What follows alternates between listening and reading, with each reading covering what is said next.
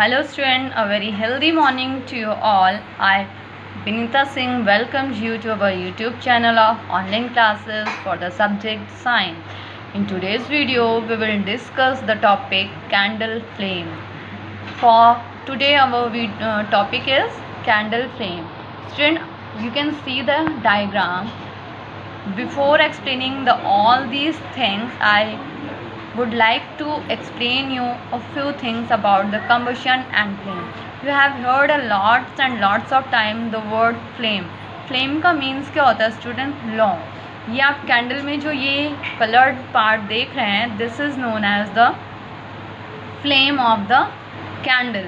And combustion जो है student, ये जो ये विक आपको दिखाई दे रही है, बत्ती जो है कैंडल की, जो ये जलती है तब इसे हम बोलते हैं कम्बशन प्रोसेस हो रहा होता है. Before discussing all the topics, आप जब भी आपने कभी मतलब ऐसा सोचा होगा, कई बार आप लोग थिंकिंग करते हो कि मीन्स हम भी जब भी कभी कोई चीज़ इसके पास बर्न करता हुआ ले जाते हैं तो ये जलने कैसे लगती है. क्या कैंडल वैक्स जलता है या फिर हमारी विक जलती है या फिर उस मैच स्टिक से इसमें फायर अपने आप लग जाती है. Lots and lots of questions arises in your mind. Student क्या होता है, देखिए कम्बशन एक ऐसा केमिकल प्रोसेस होता है. It is a chemical process of burning of a substance in the presence of oxygen और air with the supply of heat and light. Student क्या होता है, जब भी कोई चीज़ बर्न होती है, सबसे पहले कम्बशन के बारे में आप समझिए कि कम्बशन ऐसा प्रोसेस होता है जब हम उसे क्या ऑक्सीजन सप्लाई की जाती है. किसी भी बर्निंग ऑब्जेक्ट को अगर हम ऑक्सीजन सप्लाई करते हैं तो वो जलता है and it produce heat and light. तो उसमें से हमें हीट और लाइट मिलती है. Okay student. एंड फ्लेम मैंने ऑलरेडी आपको बता दिया है. सो फ्लेम क्या होता है? फ्लेम एक शाइनिंग जोन होता है. शाइनिंग जोन आप देख सकते हैं, शाइन करता हुआ ऐसा एरिया जो कि कंबस्टिबल गैसेस मटेरियल या फिर वो कम्बशन प्रोसेस जो हो रहा होता है. कम्बशन का मतलब होता है जलना, कोई भी चीज़ जल रही हो. तो उस प्रोसेस के टाइम पे जो हमें ये दिखाई देता है शाइनिंग मटेरियल, ये इसे हम फ्लेम बोलते हैं. ओके स्टूडेंट, ये है हमारा स्ट्रक्चर कैंडल फ्लेम का. इसमें आप ये देख सकते हैं, this is the hottest part of the candle. Hottest part मैंने इसको इसलिए बोला है स्टूडेंट कि ये जो पोर्शन होता है हमारा, यहाँ पर ऑक्सीजन की सप्लाई सबसे ज़्यादा होती है एंड ये बर्न हो रहा होता है. कंप्लीट कम्बशन, यहाँ पर सबसे ज़्यादा प्रोसेस हो रही होती है कम्बशन की. सो स्टूडेंट, इसलिए ये हॉटेस्ट पार्ट होता है हमारा, हॉटेस्ट पार्ट होता है हमारा कैंडल का. स्टूडेंट क्या होता है कि नेक्स्ट उसके बाद देखिए क्या आता है, मॉडरेटली हॉट. ये जो एरिया होता है ये मॉडरेटली हॉट होता है. मींस उसके कंपैरिजन में, ब्लू वाले एरिया के कंपैरिजन में कम गर्म होता है एंड यहाँ पे लिमिटेड सप्लाई ऑफ ऑक्सीजन हो रही होती है. ठीक है, तो यहाँ पे कंप्लीट कम्बशन नहीं हो रहा होता है, तो इसलिए ये मॉडरेटली मींस नॉर्मल गर्म होता है. एंड ये जो पोर्शन आप येलो कलर का देख रहे हैं, यहाँ पर सबसे लीस्ट हॉट होता है, मींस कम से कम गर्म होता है. एंड दिस इज़ तो ये हमारा क्या है, कैंडल वैक्स है, मोमबत्ती जो जल रही होती है. ओके स्टूडेंट, देखिए यहाँ पे जो दिया हुआ है outer zone of complete combustion. Outer zone, ये जो चीज़ है बाहर का कंप्लीट कम्बशन, ब्लू कलर में हमें इसलिए दिखाई देता है क्योंकि ऑलरेडी मैंने आपको बताया ही है कि यहाँ पे ऑक्सीजन की सप्लाई होती है और ये प्रोसेस कंप्लीट कम्बशन के अंदर सबसे ज़्यादा चीज़ें जल रही होती हैं. यहाँ पे जो एरिया होता है वो, और अगर आप कभी अपनी फिंगर को इसके पास ले जाएंगे तो आपको जल्दी ही आप जल जाएंगे, आपकी फिंगर जल्दी ही गर्म जल जाएगी. But if you touch this wick of the candle you doesn't get harm a lot. आप ज़्यादा नहीं नुकसान आपको पहुँचेगा बिकॉज यहाँ पे जो होता है इनकम्प्लीट कम्बशन होता है, यहाँ पे चीज़ें जल नहीं होती हैं, सिर्फ ये एक सपोर्टर का काम करती है. But don't dare to try it at your home. गलती से भी आप इसे ट्राई नहीं करेंगे कि आप कैंडल को जला करके उसे टच करें, ऐसा बिल्कुल भी नहीं करेंगे आप. Okay, just I am telling you, you don't have to do an experiment at your home. This is the middle zone of partial combustion. Yellow, जो आपको येलो कलर का फ्लेम दिखाई दे रहा है, ये पार्शियल मीन्स आधा अधूरा. वहाँ पर कम्बशन आधा अधूरा हो रहा होता है, वो चीज़ें वहाँ पे बहुत लिमिटेड जल रही होती हैं. This is the inner most zone of unburn wax vapour. जो ये वैक्स होता है यहाँ पर, ये यहाँ पे क्या होता है, देखिए स्टूडेंट, गर्म हो जाता है। जब कोई चीज़ यहाँ पे जल रही है तो ये एरिया जो है वो गर्म हो जाता है। तो इसके जो वैक्स हैं वो वेपर्स की फॉर्म में ऊपर जा रहे होते हैं। तो वेपर्स की फॉर्म में जब जा रहे होते हैं तो उसकी सपोर्ट से हमारी ये विक जलती है।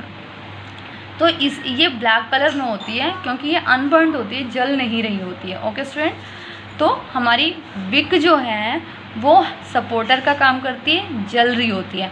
बट आपको लाइट और शाइन कहाँ पर मिल रही होती है, इस एरिया से।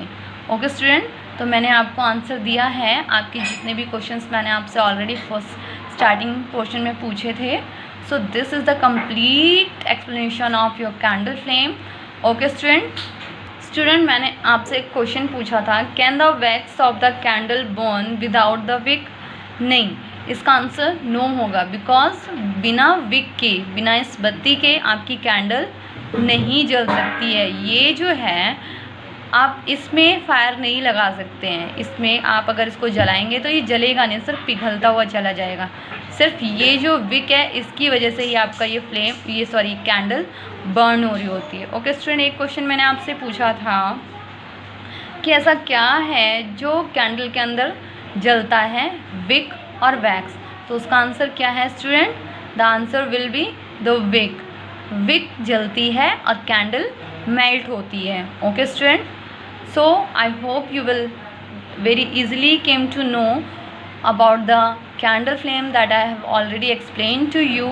Now एक क्वेश्चन अराइज होता होगा आपके माइंड में कि what happen और what makes the candle always और फ्लेम अपवर्ड? ऐसा क्या चीज़ है जिसकी वजह से हमेशा आपकी जो कैंडल है वो ऊपर की तरफ जलती है, नीचे की तरफ नहीं जलती है?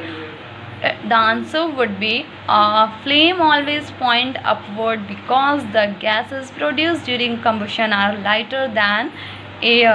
It is very easily you can understand. बेटा देखिए क्या होता है कि जो कैंडल फ्लेम है वो हमेशा अपवर्ड डायरेक्शन में इसलिए मूव करती है बिकॉज जो वहाँ पे gases in the sense that is the oxygen, जब ये बर्न हो रही होती तो इसके आसपास का जो एरिया है ऊपर का, यहाँ पे जो है वो सारा क्या हो जाता है, हीट हो जाता है। एंड यू नो, जब गर्म हवाएं, मतलब कोई भी चीज़ यहाँ पे जल रही है तो यहाँ का जो आसपास का एरिया है वहाँ पे जितनी भी एयर प्रेजेंट है वो गर्म हो गई, और जो ये आपकी यहाँ पे इसके विक के आसपास और इस पूरे फ्लेम के आसपास की जितनी भी ऑक्सीजन है, जितनी भी एयर है, जब वो गर्म हो गई तो वो हमेशा अपवर्ड डायरेक्शन में मूव करेगी, क्योंकि गर्म हवाएं हमेशा क्या होती हैं, लाइटर होती हैं in comparison to unheated air, जो गर्म हवा नहीं होती है। तो हमेशा क्या होता है, गर्म हवाएं हमेशा ऊपर को जाती हैं एंड ठंडी हवाएं हमेशा नीचे आती हैं। तो इसीलिए आपकी जो कैंडल फ्लेम है वो ऊपर जलती है जब आप उसको उल्टा कर देते हैं तभी भी। Okay student, I hope you will easily can understand the video. Goodbye. Good morning students. I Neetu Yadav welcome all students in our YouTube channel of online classes. So students, in today's video we study about some science basic quiz questions which are for class 6 to class 8. So in this video your first science quiz question is, which vitamin cannot be stored for a long period of time in the body? ऐसा कौन सा vitamin है जो हमारी body में हम लंबे period के दौरान स्टोर करके नहीं रख सकते हैं? तो आंसर है students vitamin B complex and vitamin C. These both vitamins cannot be stored for a long period of time. Question number second is student, goiter disease is caused due to lack of. जो goitre disease होती है आपकी thyroid में, आप ये किसकी कमी की वजह से होती है? ऐसे कौन सा विटामिन है या फिर कौन सा मिनरल है जिसकी कमी की वजह से डिजीज़ होती है? आंसर है आयोडीन. ठीक है, lack of iodine cause goitre disease. Question number third students, deficiency of vitamin B1 cause which disease? Vitamin B1 की कमी की वजह से कौन सी बीमारी होती है? तो आंसर है बेरी. ठीक है. Fourth question is students, jute which is a natural fiber also known as. Jute जो कि एक नेचुरल फाइबर है, उसका दूसरा नाम क्या है, हम किस दूसरे नाम से उसे जानते हैं? आंसर गोल्डन फाइबर, क्योंकि जो जूट होते हैं वो गोल्डन कलर के होते हैं, इसलिए जूट को गोल्डन फाइबर भी बोला जाता है। Question number 5 students, the rearing of silk worms for the production of silk is called. जो रियरिंग है सिल्क वर्म की, मतलब जो सिल्क वर्म को पाला जा रहा है ताकि हम उससे सिल्क ऑब्टेन कर सकें। अब ये जो प्रोडक्शन है सिल्क की, इसे क्या कहते हैं, किस चीज़ के रूप में इजीली इसे डिफाइन कर सकते हैं? तो आंसर है सेरीकल्चर। जो रियरिंग है सिल्क वर्म की for production of silk is known as sericulture. Question number 6 students, the movement of plant parts towards और away from the earth is called. अब क्या कह रहा है, जो मूवमेंट होती है प्लांट पार्ट्स की टुवर्ड्स उसकी तरफ या फिर अवे फ्रॉम अर्थ, अर्थ के पास या अर्थ से दूर जब जा रहा है प्लांट, उसकी मूवमेंट हो रही है, उसे हम क्या कह रहे हैं? जियोट्रोपिज्म। जियो का मतलब होता है आपका अर्थ, ट्रोपिज्म मतलब टुवर्ड्स, अर्थ की तरफ जा रहा है। जैसे आपका फोटोट्रोपिज्म, जिधर इधर लाइट है तो इधर सन डायरेक्शन होगी। जियोट्रोपिज्म में क्या होगा, जो प्लांट है, मान लो आपका ये गमला है, प्लांट की डायरेक्शन इधर होगी, आपकी अर्थ की साइड होगी, इसे जियोट्रोपिज्म कहते हैं। ठीक है। 7th question is students, after fertilization और pollination ovules develop into. Fertilization या पॉलिनेशन के बाद जो ओव्यूल्स होते हैं फ्लोर के अंदर, वो किसके अंदर डेवलप होते हैं? आंसर है seeds. Question number 8 students, the change in position of any part of body with respect to its axis is called. अब क्या कह रहा है, शरीर के किसी भी पार्ट की पोजिशन चेंज होती है उसके एक्सिस के रिस्पेक्ट में, उसे हम क्या कहेंगे? आंसर है मूवमेंट। उसे हम क्या कहेंगे? मूवमेंट कहते हैं। Question number 9 students, the scientific study of muscles is known as. जो साइंटिफिक स्टडी होती है मसल्स की, उसे हम क्या कहेंगे?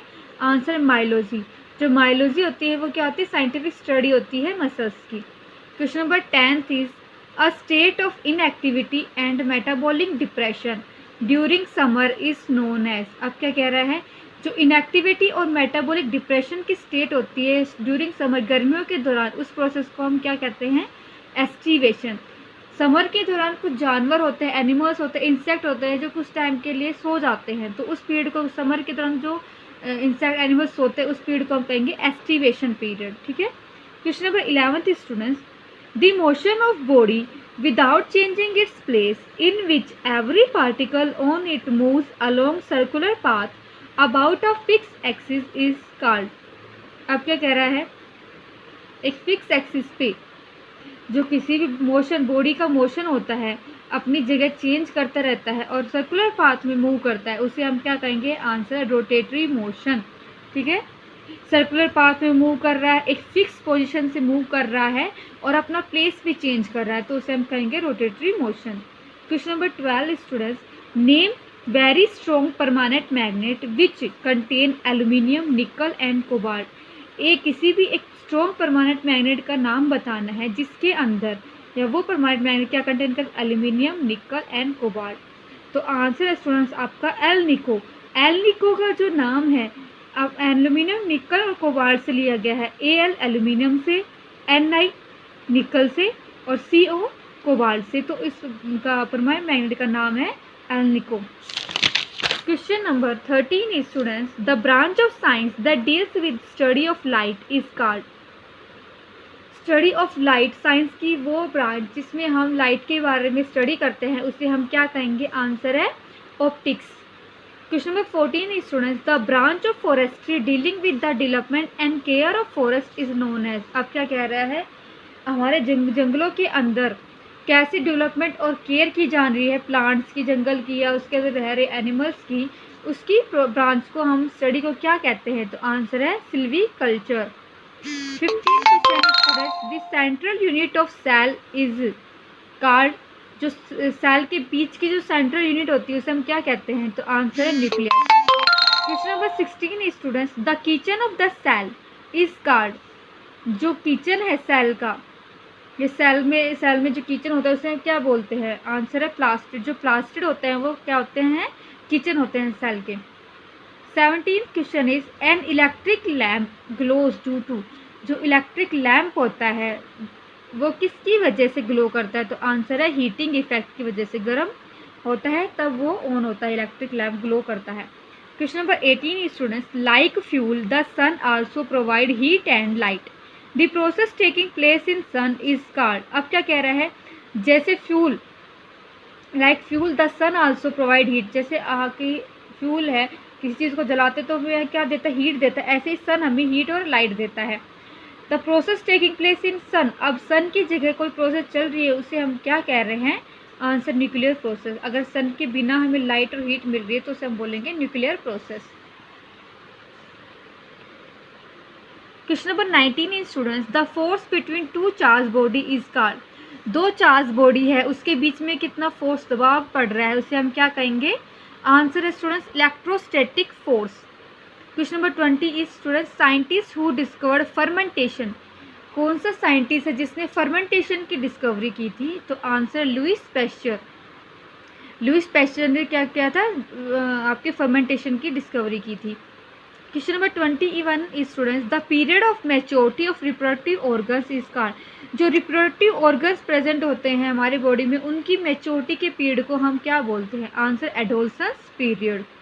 21 question is, how many modes of reproduction are there in animals, जो एनिमल्स होते हैं उसमें कितने टाइप ऑफ रिप्रोडक्शन होते हैं, मोड्स ऑफ रिप्रोडक्शन होते हैं, आंसर है 2 टाइप्स। ओके, आपका question number 23 is, name the resin which produce spark, ऐसा कौन सा रेजिन है जिसकी वजह से स्पार्क होती है, तो आंसर है amber. Question number 24 students, what is the gap between the orbit of Mars and Jupiter called, जो मार्स और जुपिटर के बीच की जो ऑर्बिट होता है उसके गैप को हम क्या बोलते हैं, आंसर है एस्टेरॉइड्स। जो गैप प्रेजेंट होता है मार्स और जुपिटर ऑर्बिट के बीच में उसे हम बोलेंगे asteroids. Question number 5 students, the pitch of sound depends on it's, जो साउंड की पिच होती है वो किस पे निर्भर करती है, तो जो पिच होता है साउंड की डिपेंड ऑन इट्स फ्रीक्वेंसी, वो फ्रीक्वेंसी पे डिपेंड करती है। 25th is the last question of this video. Thank you students for listening.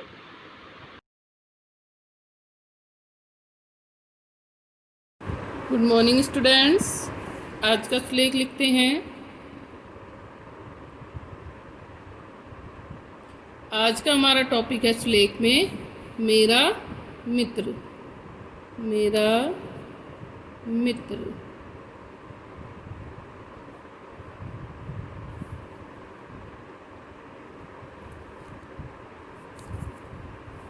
एक सच्चा मित्र वही होता है, एक सच्चा से आधा चे पूरा चे सच्चा मित्र वही होता है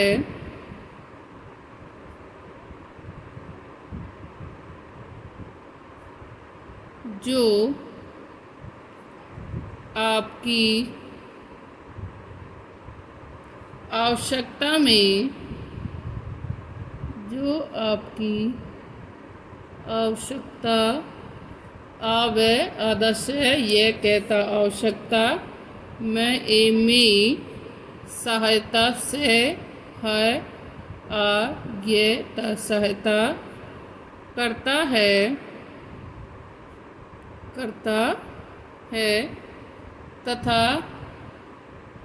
तथा उचित पथ का उचित पथ का, पथ माने रास्ता, पथ के का मार्गदर्शन में रह गए मार्ग दर्शन दे रेशन दर्शन करता है के रहते करता है।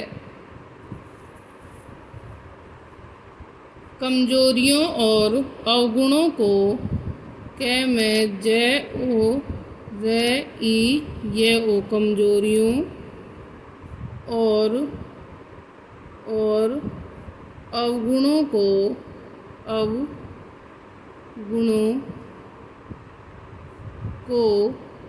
के ओ को दिखाता द ई खे आ तया दिखाता है।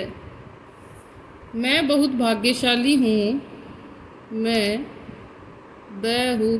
बहुत भाग्यशाली, भय आ, ये गे आदाई, ये शे आली शाली, हूँ है ऊ, हूँ के ई की, मैंने की, मैंने। आप अपने दोस्त का नाम लिख सकते हो, किसी का भी। मैंने रमेश जैसा एक, जैसा एक अच्छा मित्र पाया है, एक अच्छा मित्र पे आ, ये आ पाया है। वह मुझे मेरे विद्यालय में मिला, वह मैं ऊ, जय ए मुझे, मेरे, मैं एरे मेरे, विद्यालय, वह ई आधा दे या ले, ये विद्यालय में मिला। हम दोनों एक ही कक्षा में पढ़ते हैं, है मैं हम, दे ओ ने ओ दोनों, एक है एक, है ही कक्षा, मैं ए में, पढ़ते पढ़ते पढ़ते हैं। वह दयालुपूर्ण, दया आ ले ऊ तया, दयालुता, पूर्ण तथा शिष्टा, श ई श टे आ, शिष्टाचारी, व्यवहार करता है, हार व्यवहार, कह रहते आ करता है, वह शिष्टाचारी व्यवहार करता है। वह बहुत बुद्धिमान है, वह होते बहुत बुद्धिमान, ब ऊ आधा द ई, मैं आने बुद्धिमान, वह बहुत बुद्धिमान है।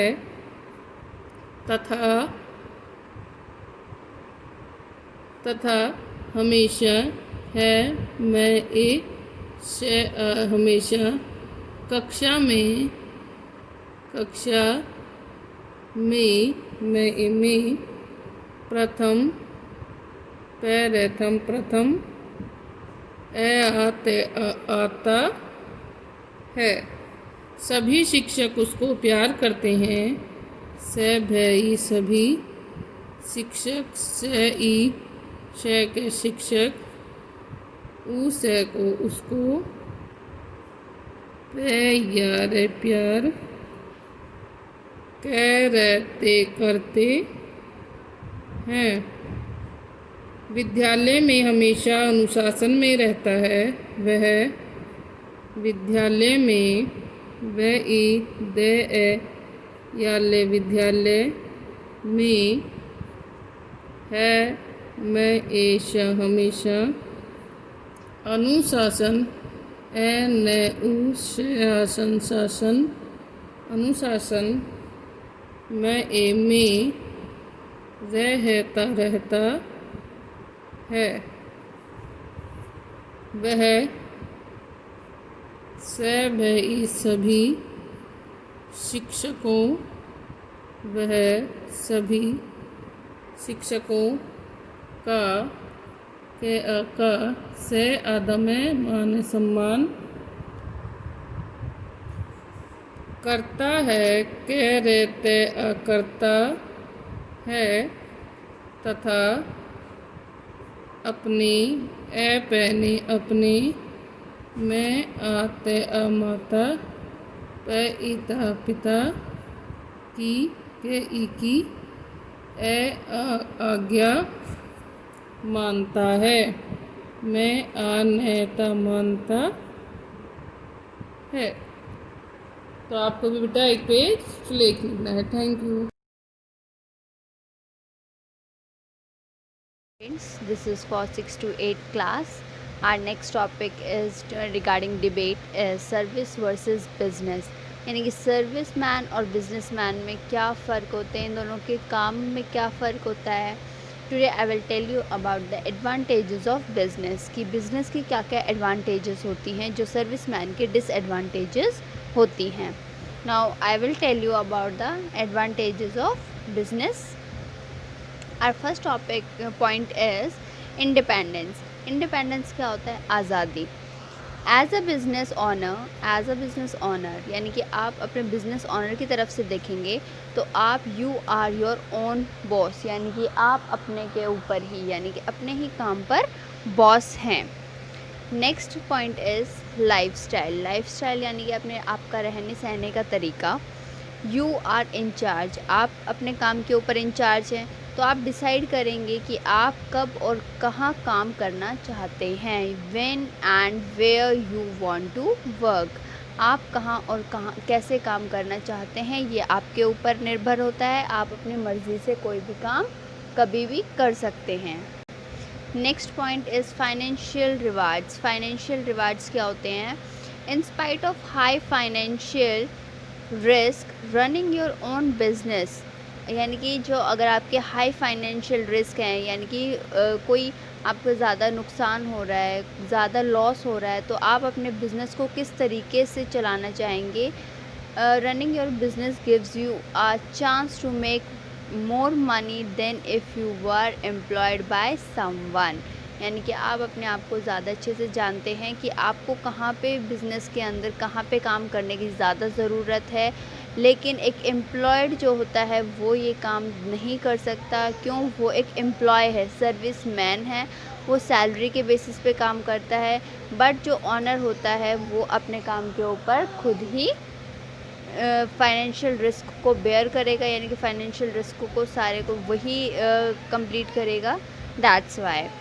Next point is our learning opportunities. Learning opportunities क्या होती हैं कि हम अपने काम को कैसे एक्सपेक्ट करें. As a business owner you will be involve in all aspects of your business. जो भी आपके बिज़नेस में काम हो रहा है, कोई भी एम्प्लॉय आ रहा है, न्यू एम्प्लॉय है, या कोई भी काम हो रहा है आपके बिज़नेस के अंदर, कोई भी आगे यानी कि ज़्यादा मैनेजर्स जो कोई मीटिंग कर रहे हैं या कुछ भी है, उन और सारी अपॉर्चुनिटीज़ यानी कि उन सब में आपका जाना, यानी कि उन सारी अपॉर्चुनिटीज़ को लर्न करना आपकी जिम्मेदारी है. और आपको ये अपॉर्चुनिटी मिलती है कि आप हर कहीं पे भी किसी भी काम में दखल अंदाज़ी कर सकते हैं.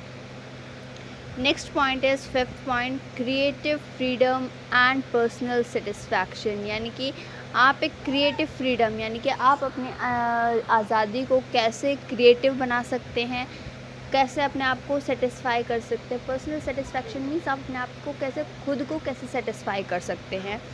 So as a business owner, यानी कि बिज़नेस ऑनर के तरीके से you will be able to work in a field. आप किसी भी फील्ड में काम कर सकते हैं. Whenever wherever you like to work, कहीं पे भी आप काम कर सकते हैं. दैट यू रियली इन्जॉय, जहाँ पे आपको आनंद आए, जहाँ पे आप इन्जॉय करके अपना काम कर सकते हैं. And you will gain personal satisfaction, और आप इससे अपना पर्सनल सेटिस्फैक्शन इंक्रीज़ करेंगे अपने आप को. और आप ये देखेंगे कि from watching your business succeed, और इससे आपको ये तसल्ली मिल जाएगी कि आपका बिज़नेस जो है वो सक्सीड, यानी कि बिज़नेस जो है वो सक्सेस हासिल कर रहा है, यानी कि आपकी जो ऑर्गेनाइजेशन है वो सही काम कर रही है. और इससे आपका क्रिएटिव फ्रीडम, यानी कि आपका जो भी क्रिएटिव फ्रीडम है, जो आप करना चाहते हैं वो आप हासिल कर रहे हैं. इससे आपको खुद के ऊपर सेटिस्फैक्शन, इससे आपको सेटिस्फाई हो जाते हैं. So thank you everyone. Today we are discussing about the advantages of business. So tomorrow we are going to discuss about the advantages of service. So these are the disadvantages of your serviceman service. So जो advantages होती हैं जिस point की, उसकी वो disadvantages होती हैं other point की. यानी कि ये बिजनेस की अगर एडवांटेजेस हैं तो ये डिसएडवांटेजेस किसकी हैं, सर्विस की. So you can include these points in your notebook. Thank you everyone.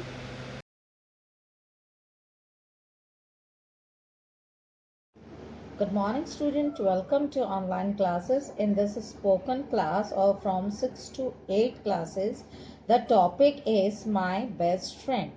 तो बच्चों आज हम इस टॉपिक में my best friend के बारे में लिखेंगे. तो मैंने जो इसमें आपको आज इस वीडियो में बता रही हूँ वो नॉर्मली ही बताया है.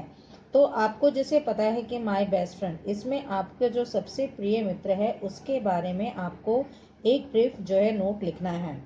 So student, let us start.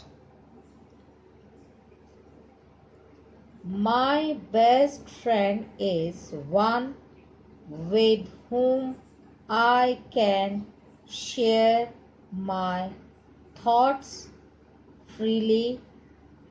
यानी कि बेस्ट फ्रेंड मेरे लिए वो है जिसके साथ मैं अपने विचारों को शेयर कर सकता हूँ, बांट सकता हूँ फ्रीली, बिना हिचकिचाहट के.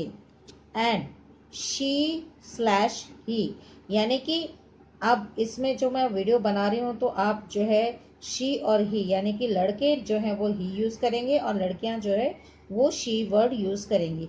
तो ही और शी इज़. तो यहाँ में मैंने एक नाम दिया है सीमा, यानी कि ये लड़कियों की फ्रेंड है सीमा. तो मैंने एक एग्जाम्पल दिया है आपको. Student, what you have to do, you have to mention the best friend's name over here. आपको यहाँ पे अपने बेस्ट फ्रेंड का नाम लिखना है. Seema and I are best friends from childhood. Seema और मैं बचपन से ही हम एक दूसरे के बेस्ट फ्रेंड्स हैं. She is very pretty. अब अपने दोस्त के बारे में बताते हुए कह रहे हैं कि वो बहुत प्यारी है. शी इज स्मार्ट, वो बहुत स्मार्ट है. एंड गुड, और अच्छी है. इन एकेडमिक्स, एकेडमिक्स मतलब पढ़ाई लिखाई में वो जो है अपने सब्जेक्ट्स में अच्छी है. She is ever smiling and A helpful friend. वो जो है हमेशा हंसती रहती है और एक अच्छी दोस्त है जो कि मदद करती है. We both sit on one bench in school. हम जो है स्कूल में एक साथ एक ही बेंच पर बैठते हैं. I share my tiffin with her. मैं उसके साथ अपना टिफिन भी शेयर करती हूँ. She helps me in clearing my doubts. और वो जो है मुझे कोई भी अगर डाउट्स होते हैं उसको वो क्लियर करने में मेरी हेल्प करती है. And I help her too. और मैं भी उसकी सहायता करती हूँ. We both live in the same colony. हम दोनों एक साथ एक ही कॉलोनी में रहते हैं. In the evening I play with her on the play ground. और शाम को जो है हम दोनों साथ मिलकर प्ले ग्राउंड में खेलते हैं. इन आवर कॉलोनी, जो कि हमारी कॉलोनी में है. She is really a good person. वो वास्तव में एक बहुत अच्छी दोस्त है. And I am lucky to have her as my best friend. और जो है मैं बहुत लकी हूँ, खुशकिस्मत में हूँ कि मुझे ऐसी बेस्ट फ्रेंड मिली है. सो स्टूडेंट, ये तो मैंने आपको एक शॉर्ट फॉर्म में आपको बताया कि मेनली हम जो है बेस्ट फ्रेंड के बारे में बोलेंगे तो क्या लिखेंगे और कैसे लिखेंगे. These things I have described you, it is a normal things. Now Now here I'm just giving you few points. The age. It means you have to mention both your age also and your friend's age also. So in this case when you are just mentioning the age, जब आप age mention कर रहे हो तो आप अपनी class भी mention कर सकते हो कि हम कौन सी क्लास में पढ़ रहे हैं और उसके बारे में उसकी एज क्या है और मेरी एज क्या है। तो इसमें जो है आप ये भी यहाँ पे एज के साथ साथ आप ये भी मेंशन कर सकते हो कि उसकी फैमिली में जो है कौन कौन है और आपकी फैमिली में कौन कौन है। तो ये चीज़ें जो है आप अपने इसमें भी ये भी मेंशन कर सकते हो। और उसके कितने ब्रदर सिस्टर्स हैं, how many sister and brother she have या ही हैव, या आपके कितने हैं। तो ये आपने उसमें बता दिया, नॉर्मल उसके बारे में डिस्क्राइब कर दिया। और उसके बाद आप देखिए बिहेवियर। तो बिहेवियर भी एक फ्रेंड में जो है उसके अंदर आपको क्या क्या चीज़ें अच्छी लगती है। जैसे वो ऑनेस्ट है, ही ऑलवेज स्पीक ट्रूथ, और उसका बिहेवियर है कि is always helpful, is truthful to others. तो इस तरह से आप जो है और भी चीज़ें जो है ऐड करके यूज़ करके आप उसके बारे में भी आप मेंशन कर सकते हो।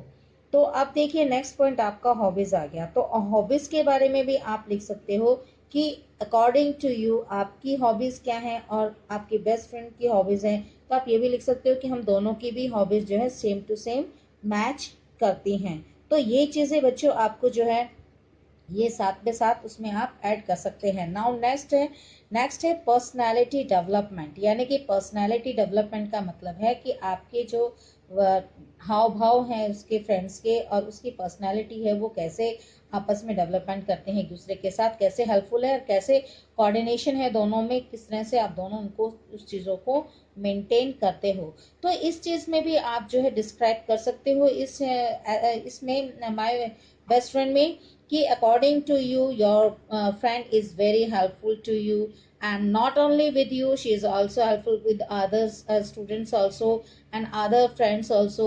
So like in this she always try to speak truth, she never just angry on any person. So this kind of thing also helps in the personality development. तो आप ये चीज़ें भी मेंशन कर सकते हो अपने उसमें ऐसे इसमें जो है माय बेस्ट फ्रेंड में। तो ये चीज़ें मिला करके फिर आपका ये थोड़ा सा जो है पॉइंट और इंक्रीज हो जाएगा। सो स्टूडेंट आई थिंक कि आपको अब जो है ये चीज़ समझ में आ गई होगी, how you have to do it and how you have to complete. I have just given you the point, just add it according to your best friends behavior, age, hobbies and personality development, and increase this my best friend little bit more। तो इसमें क्या है कि हर friends का अलग अलग होता है। तो आप उनके बारे में ये लिख सकते हो कि from where she belongs, he belongs. तो ये सारी चीज़ें बहुत कुछ ऐसी बातें हैं जो मैंने भी आपको बताई हैं जो सिर्फ आपको अपने बेस्ट फ्रेंड के बारे में पता है। तो ये जो नॉर्मली मैंने लिखा है इसको देखते हुए आप ये और ऐड कर लीजिएगा, then your this topic will be complete my best friend. So student आपको ये समझ में आ गया होगा टॉपिक स्पोकन का जो मैंने आपको बताया है। सो स्टूडेंट आप इस टॉपिक को जो है लाइक कीजिए, शेयर कीजिए और इस चैनल को सब्सक्राइब कीजिए और साथ ही जो है इसे बेल आइकन को क्लिक करना ना भूलें। Thank you, take care and bye.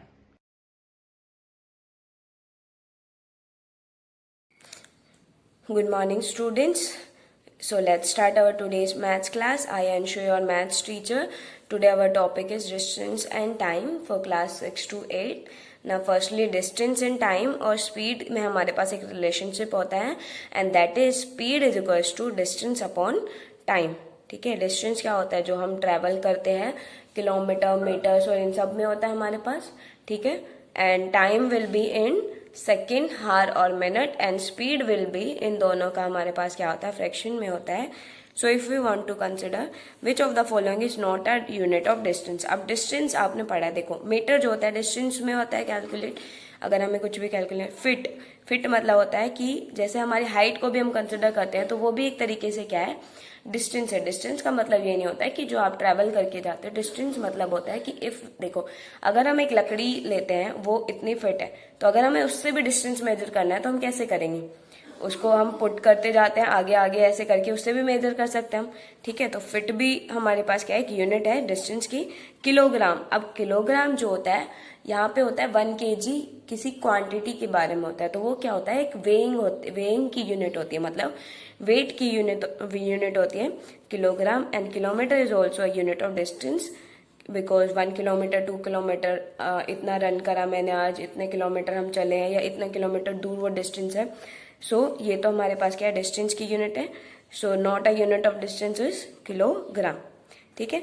Now standard unit of speed is, speed की यूनिट जो है वो डिपेंड करती है डिस्टेंस और टाइम पे, ठीक है। अगर डिस्टेंस हमारे पास है किलोमीटर में तो हमने लिख दिया यहाँ पे किलोमीटर, और उसके अपॉन में क्या है, टाइम, टाइम की हमने लिख दी हार, तो इसको हम क्या बोलेंगे, इसकी यूनिट क्या होगा, किलोमीटर पर, ये इसका मतलब क्या होता है, स्लैश का पर हार, ठीक है। अपॉन जो होता है उसको हम ऐसे भी लिख सकते हैं पर करके। इन केस अगर गिवन होता है हमारे पास डिस्टेंस की स्पीड मीटर और इसकी क्या गिवन है सेकेंड, तो इसमें क्या हो जाता है, मीटर पर सेकेंड जो हो जाती है वो किसकी यूनिट हो जाती है, स्पीड की, ठीक है। डिस्टेंस अगर in given in kilometre and time is given in hour, then speed will be kilometre per hour. And if we are given that distance is given in meter and time is given in second, then meter per second, ठीक है। Now a person cover a distance of 64 kilometer in 4 hours. The speed of the person is, अब हमने पढ़ा है speed का formula क्या होता है, distance upon time, distance upon time. यहाँ पे डिस्टेंस कितना गिवन है, 64 किलोमीटर, तो हम किलोमीटर भी साथ में लिख लेते हैं। 4 kilometre is the 4 our is the time, ठीक है। अब यहाँ पे देखो 4 से हम कैंसिल आउट कर सकते हैं इसको, 4 1 जा 4, 4 से हमने इसको डिवाइड करा, 4 1 जा 4 एंड 4 6 जा 24, तो ये आ गया हमारे पास 16। अब स्पीड की यूनिट है तो स्पीड की यूनिट यहाँ पे किलोमीटर और पर हार हो जाएगी, क्योंकि यहाँ पे किलोमीटर और हार गिवन है, तो किलोमीटर पर हार में आंसर आ जाएगा स्पीड का, ठीक है। Now next is a car covers a distance of 140 km in 7 hours. The distance covered by the car in 2 hours. तो यहाँ पे क्या है, पहले हमारे पास डिस्टेंस और टाइम गिवन है, ठीक है, तो हम उससे स्पीड निकाल सकते हैं, क्योंकि जो कार है वो ट्रेवल करी है सेम स्पीड से, और उसमें पूछा क्या कि अगर 7 हार्स में वो 140 किलोमीटर ट्रेवल करती है तो 2 हार्स में कितना कैलकुलेट करेगी, ठीक है। तो यहाँ पे हम स्पीड निकाल सकते हैं, क्योंकि स्पीड तो सेम है दोनों के लिए, चाहे वो 7 हार्स में कंप्लीट करे कोई डिस्टेंस या 2 हार्स में, स्पीड क्या है वहाँ पे सेम, स्पीड उन्होंने चेंज नहीं करी है। तो स्पीड हम फर्स्ट केस में निकालते हैं, तो उसमें क्या हो जाएगी, डिस्टेंस अपॉन टाइम, और डिस्टेंस क्या है 140 एंड टाइम है 7, तो 7 1 जा 7, 7 2 जा कितना होता है 14 and 0 will be there. So 20 kilometre per hour is the speed for this car. Now we want to calculate the distance in kilometer covered by the car in 2 hours, ठीक है। 7 hours के लिए हमारे पास डिस्टेंस गिवन है, हमें 2 hours के लिए निकालना है, ठीक है, डिस्टेंस निकालना है। तो यहाँ देखो अब डिस्टेंस अगर कैलकुलेट करना है तो डिस्टेंस को यहीं रखेंगे और बाकी वैल्यू को क्या करेंगे, इधर ले जाएंगे। अब हमें पता है जब भी डिस्टेंस इधर रखेंगे तो इसको इक्वल टू किधर ले जाएंगे, ये क्या है इधर डिवाइड में, इधर जाके क्या होगा मल्टीप्लाई में, ठीक है। मल्टीप्लाई में होता तो वैल्यू क्या हो जाती है, इधर जाके डिवाइड होती है, ठीक है। सो डिस्टेंस क्या हो जाएगा यहाँ पे, speed multiply with time, and speed we are given that 20 and time कितना है अब हमें किसके लिए निकालना है, 2 हार्स के लिए, सो 2, सो 40, और डिस्टेंस किस में होता है, किलोमीटर में, ठीक है। Now next is a train travels 300 km in 5.5 hours and another 400 km in 5 hours. यहाँ another train नहीं है, उन्होंने क्या करा है, पहले 300 किलोमीटर इन 5.5 आवर्स में ट्रैवल करा है, और फिर उसके बाद आगे फिर से चलिए और 400 जो किलोमीटर वो कितने उसमें करा है, 5.5 आवर्स में ही ट्रैवल करा है, ठीक है। Find the average speed of the train during the entire journey, ठीक है। अब यहाँ देखो जब उसने 300 किलोमीटर चला इतना टाइम और इतने वो हो गया, ठीक है। अब आगे भी चल रहा है तो डिस्टेंस क्या हो गया, यहाँ पे माइनस थोड़ी ना हुआ है, यहाँ पे प्लस ही होगा डिस्टेंस, क्योंकि टोटल डिस्टेंस तो इतना ही ट्रेवल करा है, और टाइम कितना हो जाएगा, दोनों का एडिशन ही होगा, तो टोटल डिस्टेंस क्या होगा यहाँ पे 300 plus 400 and that will be equal to 700 kilometre, ठीक है।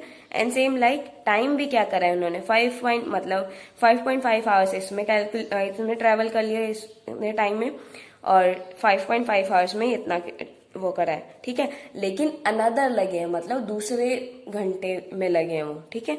तो टोटल टाइम भी यहाँ पे चेंज होगा। टोटल टाइम क्या हो जाएगा, इन दोनों का sum up, and that will be 5.5 plus 5.5 and that will be equals to 11 kilometre, ठीक है। Now we want to calculate find the average speed. अब स्पीड का हमें फॉर्मूला पता है, तो स्पीड यहाँ पे एवरेज स्पीड क्या हो जाएगी, टोटल डिस्टेंस अपॉन में टोटल टाइम, ठीक है। टोटल डिस्टेंस कितना है 700 अपॉन में 11। अगर हमें इसको फ्रैक्शन में लिखना है तो ठीक है, अदरवाइज हम यहाँ तक भी इसको छोड़ सकते हैं। उसका क्या हो जाएगा हमारे पास 700 upon 11 kilometre per hour is the, because kilometre per hour is the unit of the speed, ठीक है। और if you want to calculate fraction, so 11 6 66 4 0 11 3 the and 7 by 11 and that will be the fraction, ठीक है। So that is all for today. Thank you. Have a nice day.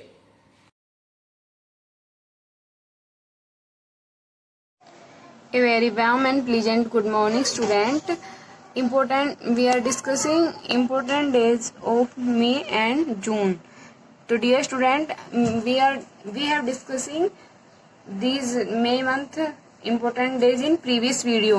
So I only see you the PDF of May month, May 1st, May 3, like this. These are the important day of May month.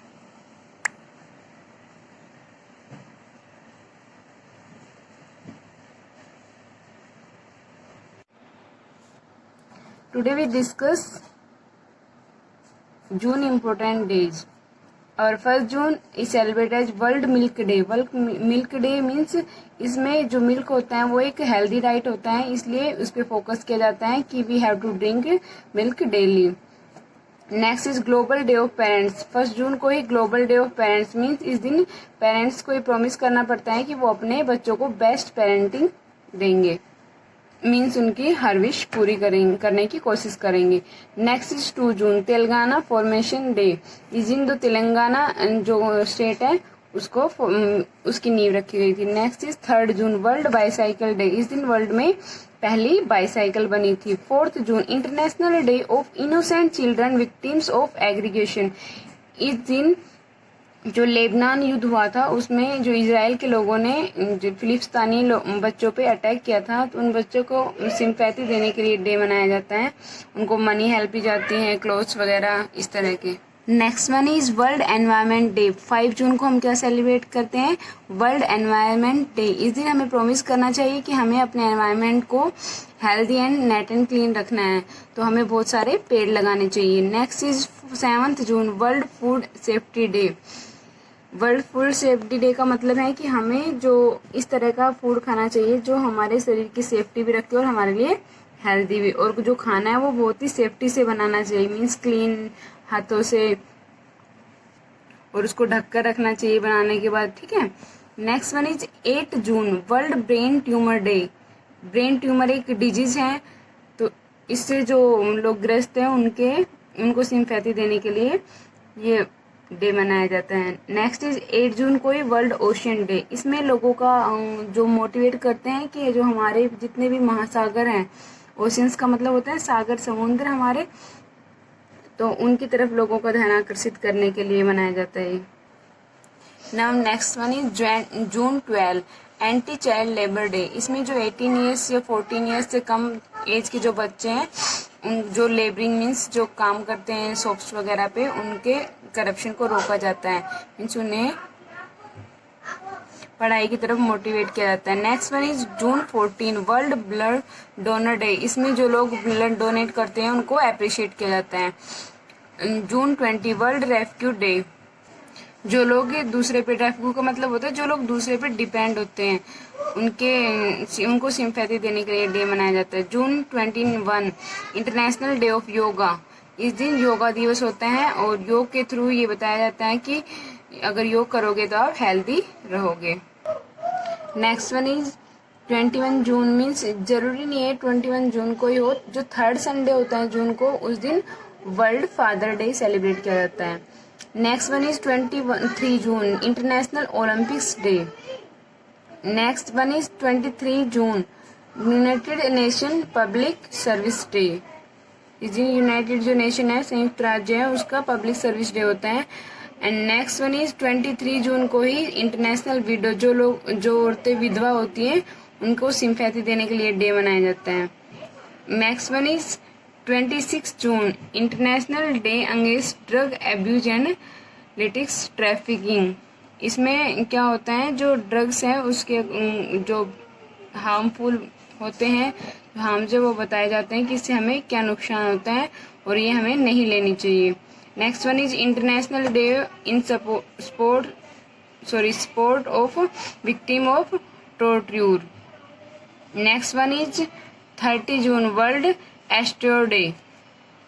ये जून के सभी important days थे। You have to learn all these days.